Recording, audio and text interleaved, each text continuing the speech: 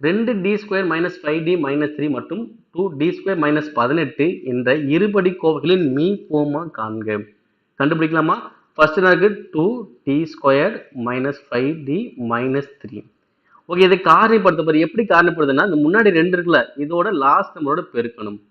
அப்ப 2 3 எவ்வளவு வரும்? 6. அப்ப மைனஸ் அப்ப மைனஸ் 6. அப்ப பெருக்குனா மைனஸ் 6, கூட்டினா எவ்வளவு வரணும்? மைனஸ் 5 வரணும். அப்ப எப்படி பெருக்கலாம்?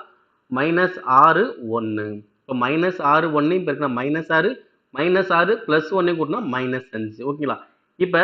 இப்போ என்ன பண்ண போனா, நீ ஃபர்ஸ்ட் 2ஆல பெருக்குனீங்களே, இப்போ திரும்ப 2ஆல டிவைட் பண்ணணும். அப்ப 2ஆல டிவைட் பண்ணா என்ன ஆகும்?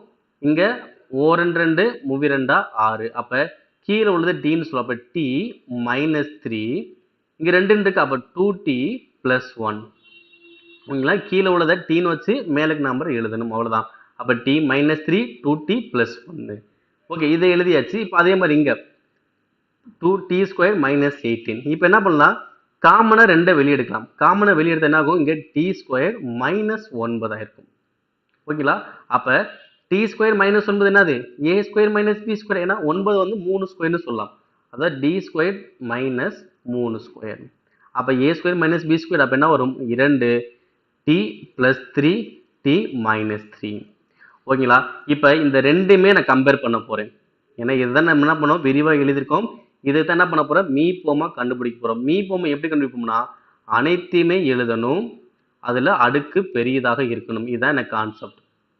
இப்போ அனைத்துமே, இப்போ நம்பர் இங்க மட்டும்தான் இருக்கு. அப்ப நம்பர் 2ன்னு எழுதிக்கலாம். அடுத்து இங்கேயும் டி மைனஸ் 3, இங்கேயும் டி மைனஸ் 3. அப்ப பொதுவாக தான் இருக்கு. அப்ப டி மைனஸ் 3 ஒரு முறை எழுதினாலே போதும், திரும்ப எழுத தேவையில்லை. அடுத்து இங்க ஒரு இடத்துல டி பிளஸ் 3 இருக்கு. ஓகேங்களா? இப்போ இங்க என்ன இருக்கு? 2t பிளஸ் 1ன்னு இருக்கு. அப்ப இந்த ஆன்சர் எங்க இருக்கு?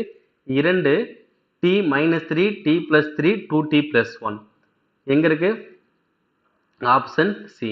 2 2t plus 1 t plus 3 t minus 3. ஓகேங்களா? Answer option C.